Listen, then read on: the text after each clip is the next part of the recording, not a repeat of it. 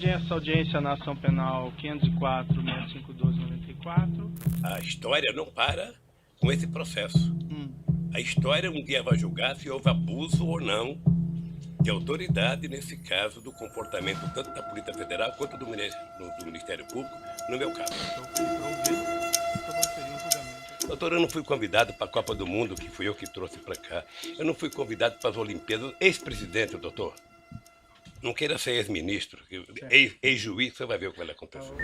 Investigados e punidos no âmbito da Operação Lava Jato. Estaria claro que estaria havendo ali uma interferência política na Polícia Federal.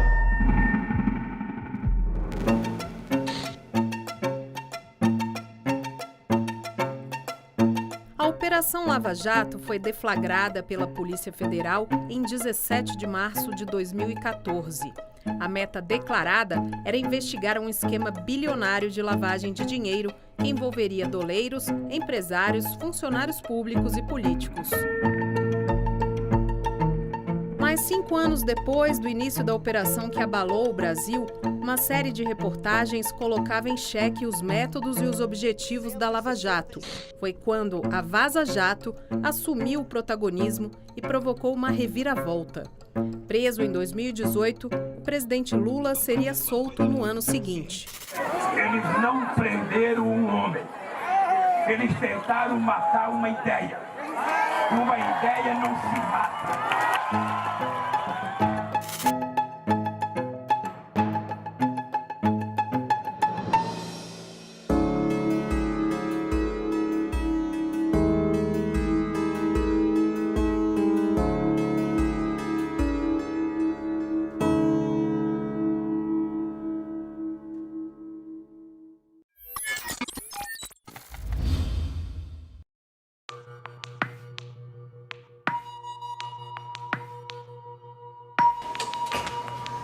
Boa noite, ministro. Boa noite.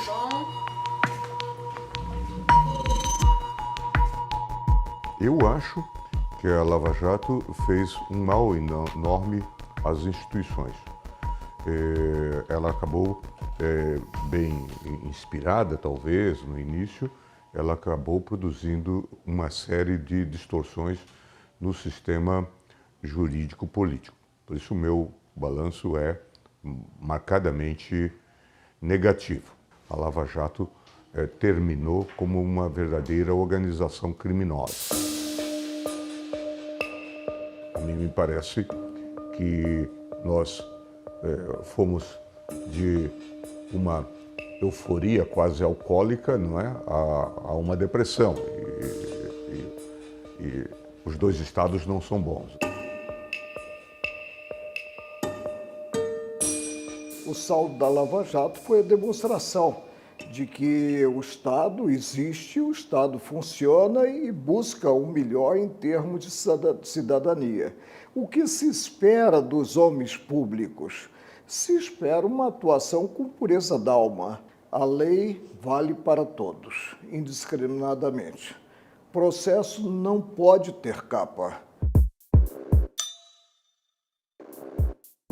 O Ministério Público e a Polícia Federal sempre tiveram muita moral entre os jornalistas. Muito raramente alguém colocava em dúvida o que o Ministério Público estava falando. Aparecia ali, era quase como se fosse uma lei. 2018, quando começa o ano, já está bastante consolidado entre alguma parte dos jornalistas brasileiros e pesquisadores, juristas, que a Lava Jato realmente tinha tomado um rumo que era um rumo, no mínimo, esquisito. Muita gente já falava, já apontava, olha, tem vários abusos aqui, tem coisas que são meio heterodoxas. O senhor acha que o ambiente de poder, o senhor que convive há muitos anos no ambiente de poder, você acha que isso atrapalhou a operação? Porque foi uma operação muito grande e criou, né, um certo poder para aqueles que encabeçaram ela. O poder é inerente àqueles que atuam personificando o Estado. Aí me refiro ao Ministério Público, Dallagnol atuou como integrante do Ministério Público Federal, e o juiz Sérgio Moro. O que o Ministério Público faz aqui é imputar a ele a responsabilidade por crimes de corrupção. Não se tratava apenas de uma irregularidade procedimental ou processual, de que, na verdade, nós estávamos diante de um movimento político, como depois se revelou no contexto geral. Moro, ministro da Justiça de Bolsonaro, Deltan Dallagnol, um ativista político. Não se tratava de Deltan atuando na Lava Jato. Eram 15 a 20 procuradores só na primeira instância. Na segunda instância tinha uma outra força-tarefa com 5 a 6 procuradores. Na terceira instância, perante o STJ, tinha mais uma série de subprocuradores gerais e mais um procurador-geral da República. Era todo um time de pessoas que atuaram na operação.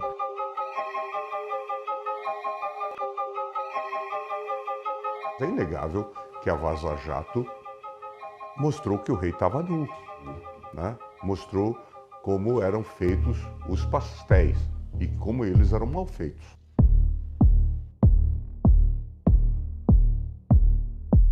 O primeiro efeito foi uma erosão muito rápida, medida pelas pesquisas de opinião pública, da imagem da Lava Jato do Moro. Isso aí a gente consolidou muito rapidamente, saiu na época pesquisas Datafolha e outras mostrando, um mês, 2 depois, que a imagem de heróis inabaláveis estava sendo carcomida muito rapidamente. Isso foi a primeira coisa, né? A segunda coisa foi o início da movimentação para você reavaliar processos e eventualmente pessoas presas, eventualmente e principalmente o presidente Lula, que estava preso e ali no arquivo mostrava que vários procedimentos tinham sido feitos ao arrepio da lei. E lograram um apoio público muito grande, um apoio de mídia. Tanto é que quando eu mesmo assumo um papel de mais crítico, ou um papel de crítico do sistema, eu fico também um pouco isolado aqui. E a mídia toda dizia, essa decisão parece contrariar a Lava Jato, como se a gente estivesse contrariando Roma ou falando mal do Papa. Numa operação deste tamanho de combate à corrupção, seria muito ingênuo a gente imaginar que não teria algum momento um viés político. Então, operação de combate à corrupção, sendo que corrupção tem que envolver funcionalismo público, é óbvio que ela vai acabar tendo, né, infelizmente, um viés um pouco político, principalmente se for em grande escala.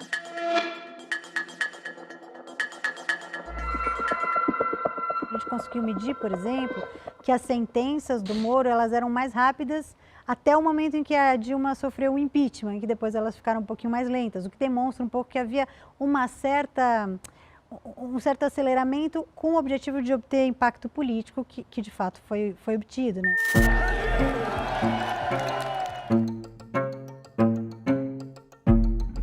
Decidiram pela interrupção do mandato de uma presidenta que não cometeu crime de responsabilidade. Condenaram uma inocente e consumaram um golpe parlamentar. Uma cobertura crítica da Lava Jato foi o grande erro da imprensa. Não houve uma cobertura crítica da Lava Jato no começo. Demorou muito para ele existir. Obviamente você teve a Vaza Jato, né, liderado pela Intercept, que mudou muito a visão, a percepção, mas eu acho que eu reconheço um erro enquanto jornalista investigativa. Eu acho que se você tem um grupo de servidores públicos que começam a ser vistos como grandes salvadores do país ou grandes heróis, o papel do jornalista é desconfiar. A Lava Jato fez um esquema muito eficiente em relação a isso também. Era operação, coletiva para a imprensa, release, entrevista. Quando o ciclo da notícia estava começando a terminar, operação, coletiva, release, entrevista. A gente não tinha esse discernimento de olhar e falar, não, mas espera aí, tudo bem, tem um release de 5 parágrafos aqui, tá bom, eu vou publicar rápido porque tem que publicar rápido, porque é a internet, porque tem que ir para o ar, porque todo mundo vai dar. É o jogo. A Lava Jato entendeu esse jogo. A Lava Jato conseguiu sacar e fez uma arapuca muito bem feita para jornalistas. Alguns cooptados, outros inocentes, mas, no geral, deu certo.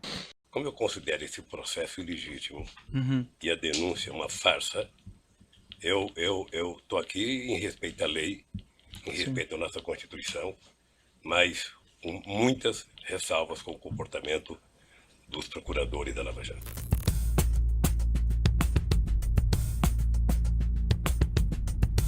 Como é que foi essa ligação dessa fonte anônima, né, dizendo que tinha um material para entregar para vocês? Bom, essa história é o seguinte, eu estava em casa num domingo, Dia das Mães, arrumando malas porque eu iria viajar naquela noite, eu tinha uma viagem a trabalho, final do dia o Glenn me liga, atendi e aí ele me falou, olha, eu estou falando com uma pessoa aqui, que acabou de entrar em contato comigo, naquele mesmo domingo, ela me contou uma história, que tem aqui um material que é completamente explosivo. Ele falou, olha, aparentemente são conversas privadas de Telegram, de WhatsApp, sei lá o quê, da Lava Jato. Esse tipo de conversa aqui é normal entre juiz e procurador? Isso aqui é comum que isso aconteça? Isso aqui é permitido? Isso aqui é legal? Isso aqui é ilegal? E aí os nossos advogados foram falando, isso aqui é completamente ilegal, isso aqui não pode ser feito, isso aqui não é o papel de um juiz, isso aqui não é o papel de um promotor. Ministro, o senhor já falou publicamente que conversas trocadas entre Moro e Dallagnol, aquelas conversas não teriam nada demais, nenhum tipo de irregularidade. Por quê? Olha, eu no meu gabinete eu sempre recebi a todos e nunca tive qualquer receio. Aliás, quem tem medo de picada de mosquito é porque já foi mordido por cobra. Deve haver o diálogo, deve haver a troca de ideias. É muito comum o Ministério Público, como Estado acusador, dizer que vai requerer algo e o juiz perguntar, escuta, você tem elementos para fazê-lo? Senão eu vou indeferir. Isso é muito comum. Essas conversas, elas existem dentro do direito brasileiro. Se é certo ou se é errado, nós podemos voltar 10 passos atrás. Se não deveria acontecer, podemos voltar 10 passos atrás. Mas o fato objetivo é que elas acontecem e não deixaram de acontecer. E eu não quero que o direito brasileiro comece a achar que um hacker pode invadir o meu celular e isso ser meio de prova num processo judicial contra mim. A gente ficou aí uns 40 dias mais ou menos com o material na mão e a gente foi trabalhando em paralelo várias coisas ao mesmo tempo. Então, primeiro a gente trabalhou com a segurança do arquivo. Outra, a integridade do material, a integridade técnica, para a gente saber que aquele material não tinha sido editado, que os metadados não estavam corrompidos, que aquilo tinha uma procedência. Então a gente decidiu fazer as primeiras matérias com base naquelas conversas do Moro com o Deltan. E claro, o grande tema daquelas conversas era o Lula. E aí saíram matérias em relação ao triplex, saíram matérias em relação ao Moro oferecendo testemunhas para o Deltan confessando para o Moro que não tinha certeza sobre a denúncia e mesmo assim 72 horas depois faz a denúncia. Quem decidiu o oferecimento da acusação não fui eu. Eram 15 a 20 procuradores que decidiam por unanimidade. E por unanimidade, 15 a 20 procuradores independentes que não deviam nada a ninguém e que não precisavam nem concordar uns com os outros, entenderam que era sim o caso de oferecer uma acusação criminal e de submeter o atual presidente Luiz Inácio Lula da Silva à justiça. Por 8-3, o Supremo Tribunal Federal declarou a Vara de Curitiba incompetente para julgar os casos do triplex do Guarujá, do sítio de Atibaia e do Instituto Lula. Esses casos, na avaliação do STF, deveriam ter sido julgados pela Justiça Federal no Distrito Federal. Investigações espetaculares, tonitruantes, a gente tem aí aos montões. E depois nós temos apenas um resto de lixo, né, em anulações, em não aproveitamento de provas, como acabou ocorrendo aqui na Lava Jato. Para mim, foi um retrocesso terem dado o dito pelo não dito no processo da Lava Jato.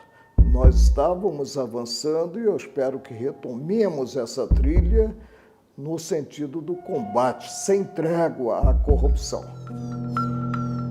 O ideal, em termos de cobertura da imprensa, teria sido se tivesse sido muito mais crítica em relação ao método usado, que percebesse que estava sendo usada como PR, né, relações públicas da Operação Lava Jato, e que começasse a fazer suas investigações em paralelo.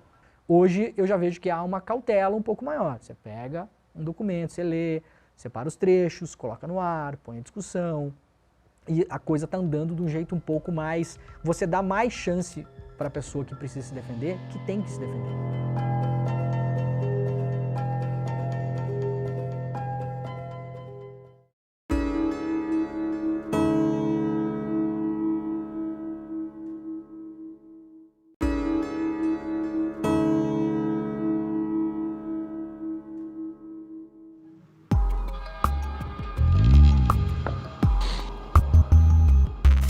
Passados 10 anos do início da Operação Lava Jato, um dos debates que mais divide opiniões até hoje é sobre o uso de 2 institutos jurídicos, a delação premiada e o acordo de leniência. Em casos em que foram usadas na Lava Jato, essas ferramentas têm sido revistas atualmente. Em 2 decisões recentes, o ministro Dias Toffoli, do Supremo Tribunal Federal, suspendeu o pagamento de multas que ultrapassam os 18 bilhões de reais. Dinheiro relativo a acordos de leniência firmados entre o Ministério Público Federal e as empresas JF e Novonor. Novonor é a antiga Odebrecht. Pouco depois, o ministro André Mendonça permitiu a renegociação de acordos de leniência firmados entre empresas e a força-tarefa da Lava Jato. O acordo de leniência prevê punições menores a empresas que confessam participação em atos ilícitos contra a administração pública. Já na delação premiada, o investigado revela o que sabe em troca de benefícios, como a redução da pena.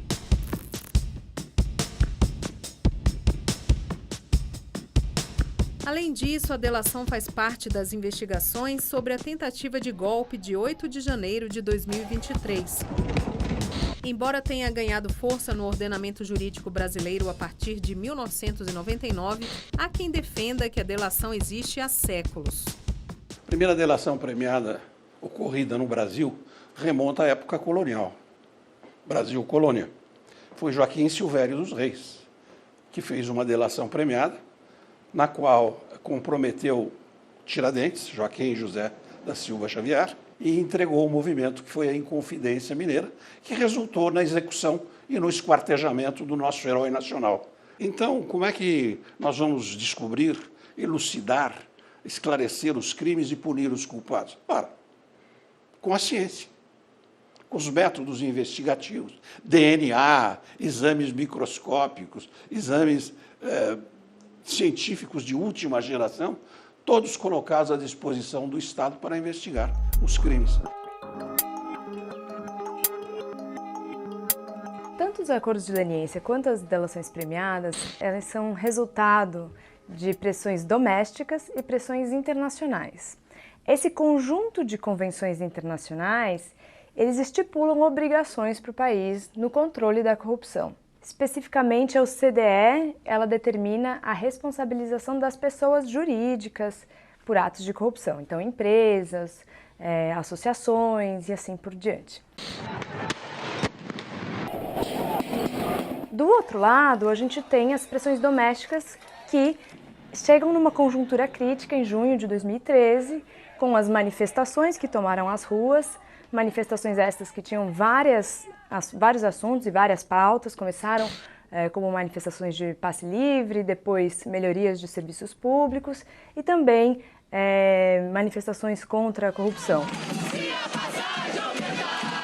Em resposta, tanto às pressões internacionais que já existiam, quanto às pressões domésticas, o governo à época organiza um pacote de medidas e, dentre elas, 2 leis que são muito importantes: a Lei Anticorrupção, que responsabiliza pessoas jurídicas por atos lesivos à administração pública, atos de corrupção e outros, e a Lei de Organizações Criminosas. E ali está previsto o acordo de colaboração.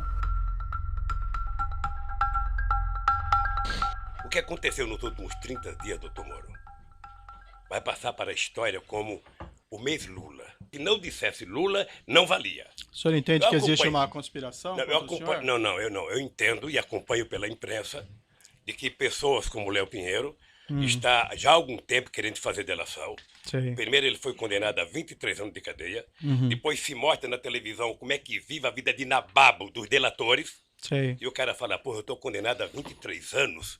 Sabe, e os delatores, sabe, pagaram uma parte e estão vivendo essa vida.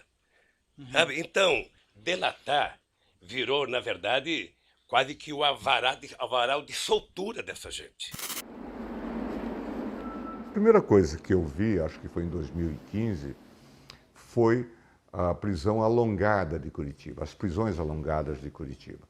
E, claro, os advogados passaram a dizer que as prisões alongadas eram utilizadas como uma forma de tortura para obter delações. É o que era praticado com muita frequência na Lava Jato. Assim, numa mesa, Sujeito preso já, o Moro decretando a prisão do sujeito. Opa, vamos prender esse aqui que ele canta. A ideia era essa. Vamos fazê-lo cantar. Bota o sujeito e diz, olha, isso aqui é o seu mandado de prisão que nós cumprimos. Né? Você está em todos os órgãos de comunicação, mas a sua família não. Aqui, ó, isso aqui é um mandado de prisão, pode sair contra ela. Depende de você. Durante a Lava Jato, teve um uso intensivo, especialmente dos acordos de colaboração e dos acordos de leniência, mas com instrumentos que tinham acabado de chegar no ordenamento jurídico, não é? Isso gerou o que eu chamo de um aprendizado institucional intenso e, eventualmente, ruidoso.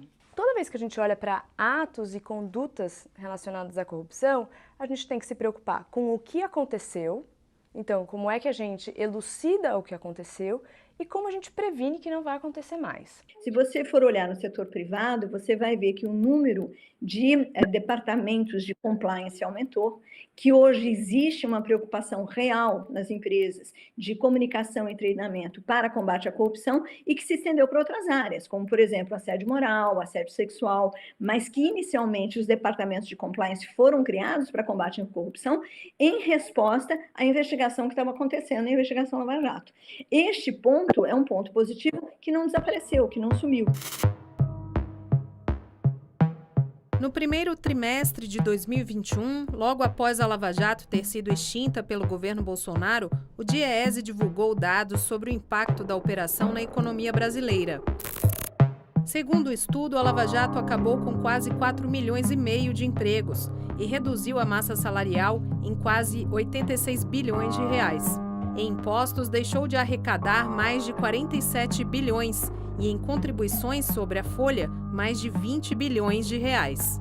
Por outro lado, pelas contas do Ministério Público Federal, a operação devolveu aos cofres públicos quase 14 bilhões de reais em acordos de leniência e 724 milhões em colaborações premiadas.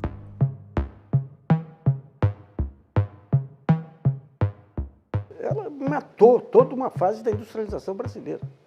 Se for somar o que as empresas que foram quebradas pela Lava Jato deixaram de gerar de empregos, impostos, PIB, são centenas de vezes a mais do que o pouco que ela devolveu para a Petrobras. A economia do Brasil ela já estava abalada. E não foi por causa do combate à corrupção. O combate à corrupção não abala a economia de ninguém. O que abala a economia são más decisões econômicas. O senhor afirma que o senhor não tem responsabilidade, não tinha conhecimento. O senhor entende que teria havido alguma falha? O que o senhor entende que aconteceu nesse caso? Doutor Moro, o senhor se sente responsável da Operação Lava Jato ter destruído a indústria da construção civil nesse país? Eu tenho certeza que não. O senhor entende que o que prejudicou essas empresas foi a corrupção ou o combate à corrupção? Não, é o método de combater a corrupção. O que o senhor se refere? Refere? Não, o que eu fiz é o seguinte, contra as pessoas que pagaram propinas?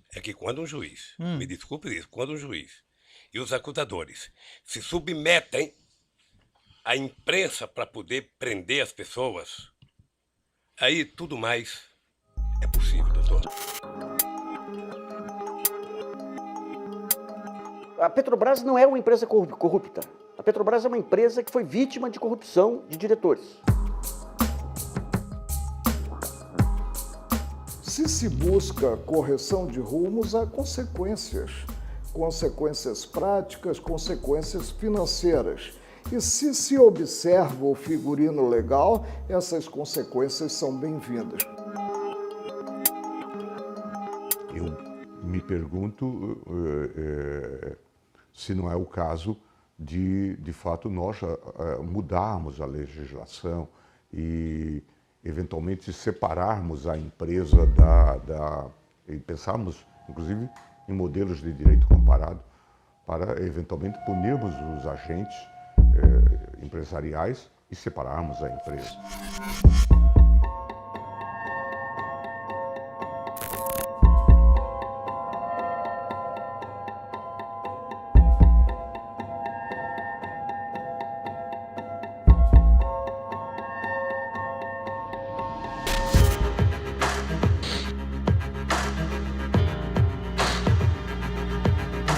Eu acho que não vai haver outra operação desse tamanho. O melhor e o correto é não concentrar tanto poder num só grupo de pessoas, que foi o que aconteceu. Agora, não houve outra que se compara com a Lava Jato em termos de investigação de corrupção no Brasil.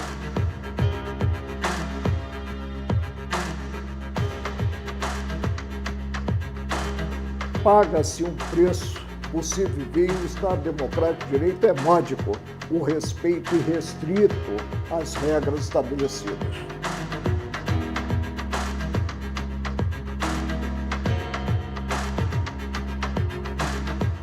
O que a gente aprendeu? Eu diria numa frase: não se combate o crime cometendo crimes.